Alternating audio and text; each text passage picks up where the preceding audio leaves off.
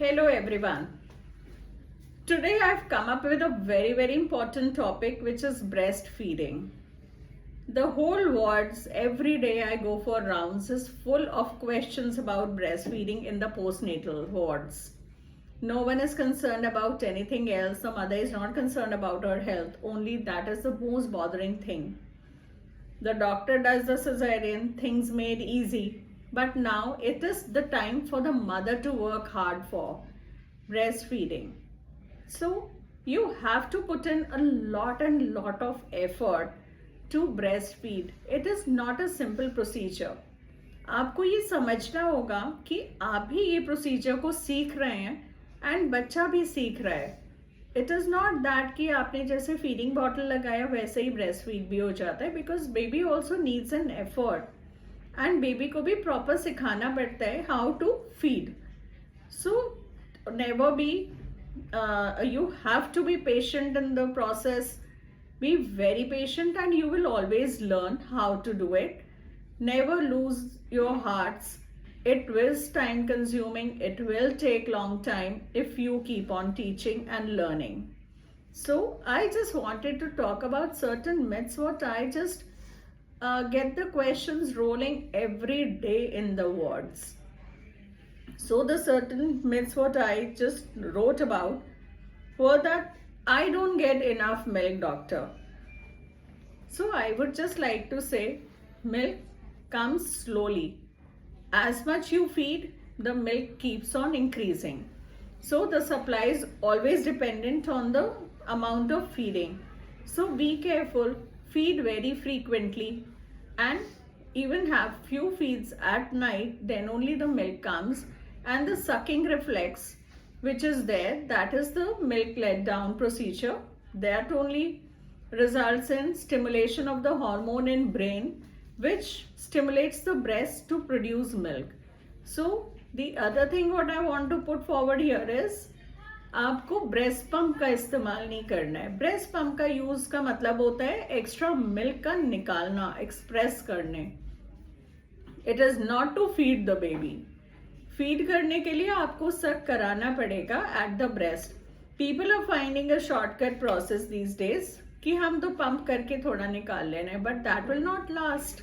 That will be only for few days because when there is no sucking the milk will stop और become very less.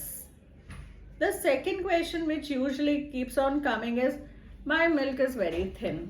पानी के जैसे दूध आ रहा है, हम ऐसे कैसे पिला सकते हैं? But try and understand that milk is colostrum.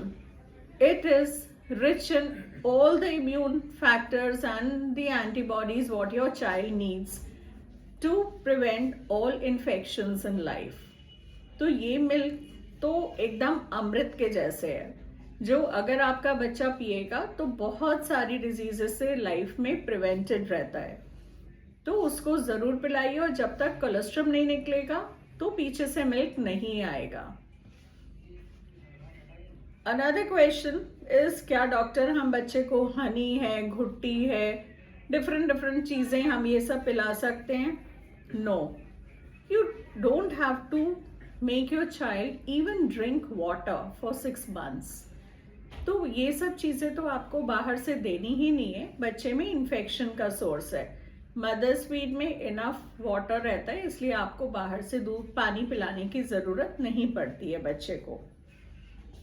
क्या फॉर्मूला मिल्क नेसेसरी है पिलाना? Formula milk is not at all necessary.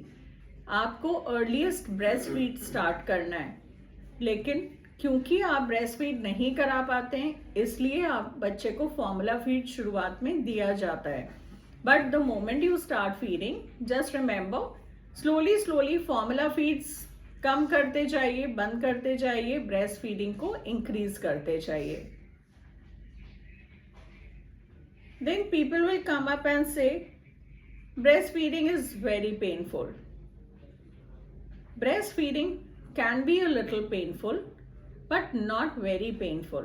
Once the baby sucks, it is a little pain, but you have to understand that why there is tremendous pain is because maybe your nipples are cracked, या फिर बच्चा सही से latch नहीं कर रहा है या पोजिशनिंग सही नहीं है।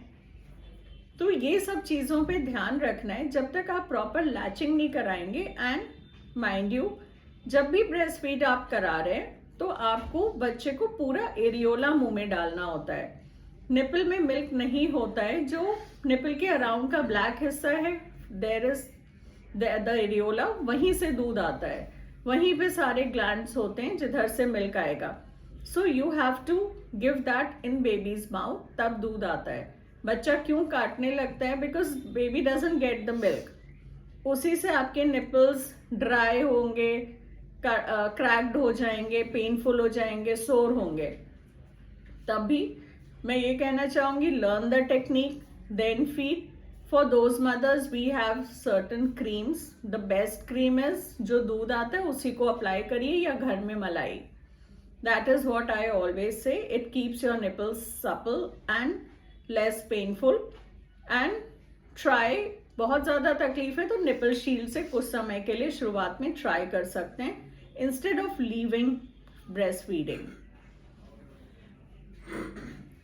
सो एंड दूसरा सवाल ये भी है, बहुत ज्यादा पेन है तो आपको ये ध्यान रखना है कि क्या आपके ब्रेस्ट एंगॉश तो नहीं हो रहे हैं। एंगॉश्ड हो रहे हैं तो आपको तुरंत डॉक्टर से समझना है, थोड़ा सिकाई करना है, ब्रेस्ट मिल्क एक्सप्रेस करना है एंड बच्चे को बार बार फीड करना है, जिससे कि एंगॉजमेंट ना हो, कोई इन्फेक्शन ना हो। बिकॉज अगर वो दूध रह जाता है तो आपको एब्सेस बना सकता है ब्रेस्ट में, जो कि बहुत ही पेनफुल कंडीशन होती है। My baby cries even after having milk. So is it insufficient? That's another question. And how do I know कि बच्चा सही से दूध पी रहा है? इसको जानने के लिए आपको हमेशा देखना है कि आपका बच्चा सेटिस्फाइड है। जब आपने फीड कराया और सुलाया तो बच्चा सेटिस्फाइड है। कभी कभी क्या होता है कि बच्चा जल्दी जल्दी फीड्स डिमांड करता है, जल्दी डिमांड कर रहे हैं, आप जल्दी पिलाइए, and then there can be a gap of maybe 3 hours. So try and train your baby to feed on demand. ऐसे नहीं कि हर 1.5 घंटा 2 घंटा उसको फीड करना है। ऑन डिमांड फीडिंग पर जब आप रखते हैं तो बच्चे को मालूम होता है उसको भूख लग रही है एंड दूध पीना है, मिलेगा। The baby sucks well, baby feels happy, sleeps well, grows well. दूसरा मॉनिटर करने का तरीका होता है वेट डाइपर्स। अगर बच्चे के 5-6 वेट डाइपर्स हैं then your baby is adequately fed. अगर बच्चा बाथरूम नहीं कर रहा है, diapers are not wet, then you have to be cautious. Check करना है बच्चा सही से दूध पी रहा है कि नहीं पी रहा है। हो सकता है कि it is less supply, then you need to consult your doctor for help. Again less supply also, ये मत सोचिए दवाओं से कोई फायदा होगा। कुछ दवा है we can suggest, but only feeding again and again very frequently is the thing which is going to help. एक और क्वेश्चन बहुत कॉमनली पूछा जाता है कि मुझे फीवर है, कोल्ड है, तो घर वालों ने कहा दूध नहीं पिलाना है। You can always have a medicine, you feel better.